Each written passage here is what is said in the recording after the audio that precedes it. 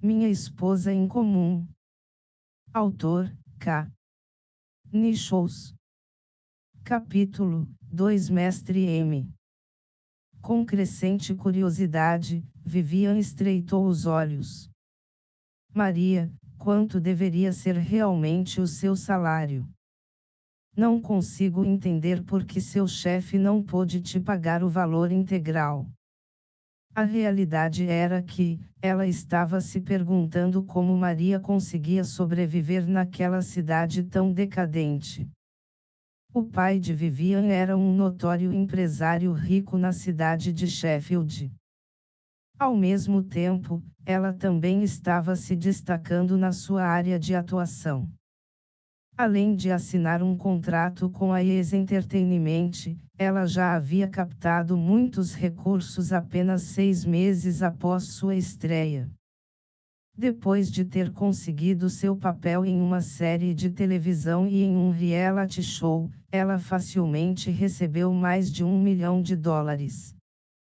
Por outro lado, Maria trabalhava em uma loja de produtos digitais em uma cidade pequena logo após de se formar no ensino médio, então Vivian estava curiosa em saber quanto ela ganhava com esse tipo de trabalho. Tentando imaginar a realidade que a outra vivia, Vivian suspeitava que o salário de Maria provavelmente não estava nem perto do que ela havia gasto da última em que foi na manicure e pedicure. Meu salário aqui não é fixo. Tudo depende da quantidade de pedidos que recebemos na loja. Infelizmente, a loja está enfrentando alguns problemas ultimamente e não está indo muito bem. Neste último mês, a loja faturou apenas alguns pedidos, e meu chefe não estava nem conseguindo pagar as suas obrigações com os fornecedores, então ele foi forçado a me pagar com peças e acessórios de laptop como compensação. Maria se explicou como se não fosse nada demais. Achando tudo aquilo muito exótico, Vivian riu novamente. Você recebe o seu salário com base nos pedidos que recebeu.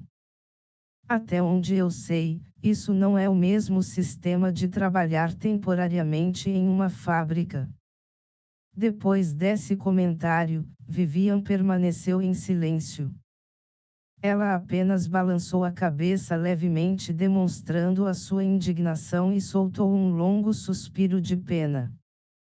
Sobre sua perspectiva, o trabalho de Maria não era diferente do que ser uma humilde trabalhadora de produção em uma fábrica. Nesse exato momento, uma caixa de bate-papo de repente surgiu na tela do computador de Maria. Mestre M, por favor, nos informe se você está disponível para realizar este trabalho. Obrigado. Vendo a mensagem, Maria abriu para analisar a solicitação de pedido.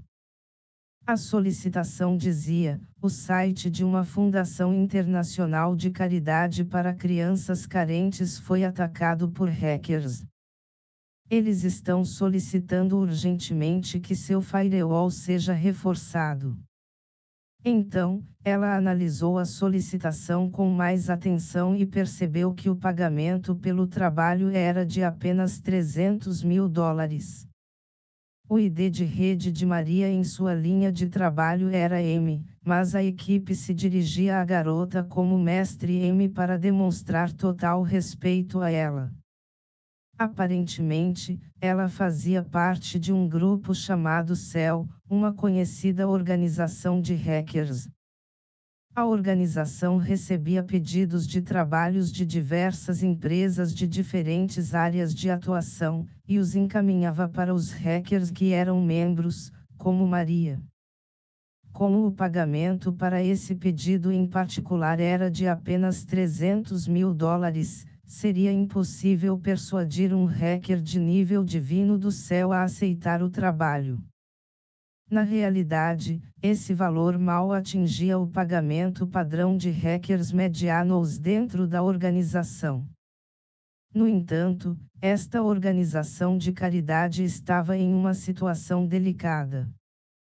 Mesmo o site deles sendo muito seguro e protegido, ainda assim ele foi infiltrado por hackers. Se o cliente quisesse reforçar e atualizar a defesa de seu sistema de uma maneira eficiente e definitiva, ele precisaria de um especialista para executar o trabalho, um com capacidades técnicas mais altas. Claro, os hackers de nível mediano do céu não estavam capacitados para esse trabalho. Felizmente, o céu sabia que entre os poucos hackers de nível divino, apenas o Mestre M aceitaria pedidos com base em seu humor ou ideologia, e não no valor da recompensa. Se o cliente tivesse sorte o suficiente para ser escolhido, mesmo que ele pudesse pagar apenas 30 mil, o Mestre M poderia considerar aceitar o trabalho. Tendo isso em mente, a equipe tentou a sorte ao enviar a solicitação para Maria.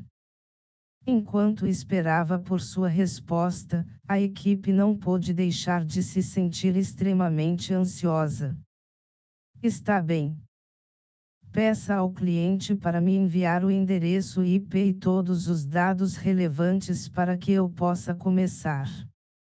Em breve, terminarei esta atualização de firewall.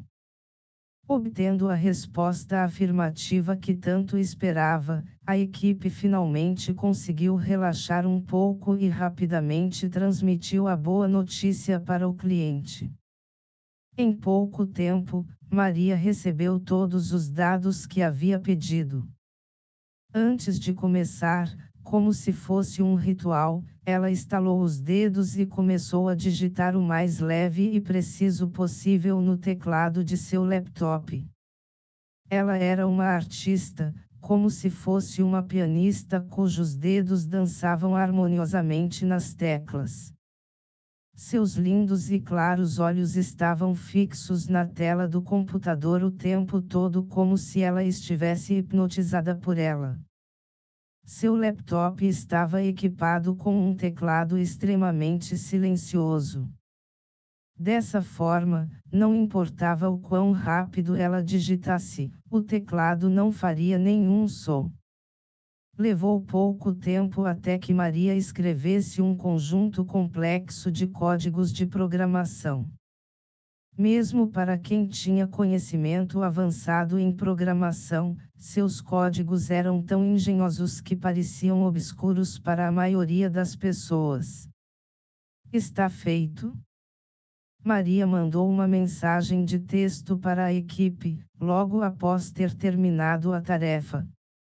Geralmente, após a conclusão de um pedido, o cliente verificava a qualidade do trabalho antes de efetuar o pagamento. Entretanto, quando o cliente soube que era o Mestre M que havia aceitado o trabalho, a organização de caridade transferiu o dinheiro para a conta dela com antecedência, sem precisar verificar o trabalho primeiro. Em apenas alguns minutos, Maria havia terminado uma tarefa que para ela era considerada simples e tediosa, e em contrapartida havia recebido uma comissão de $300 mil. Excelente! Muito obrigado, Mestre M. Você economizou uma quantidade enorme de fundos para a caridade.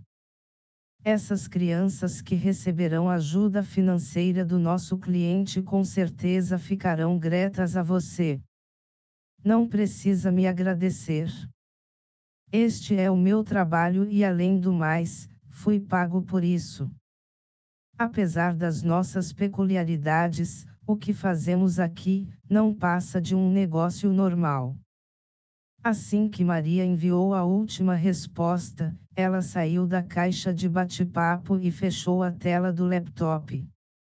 Ah, você finalmente terminou de jogar.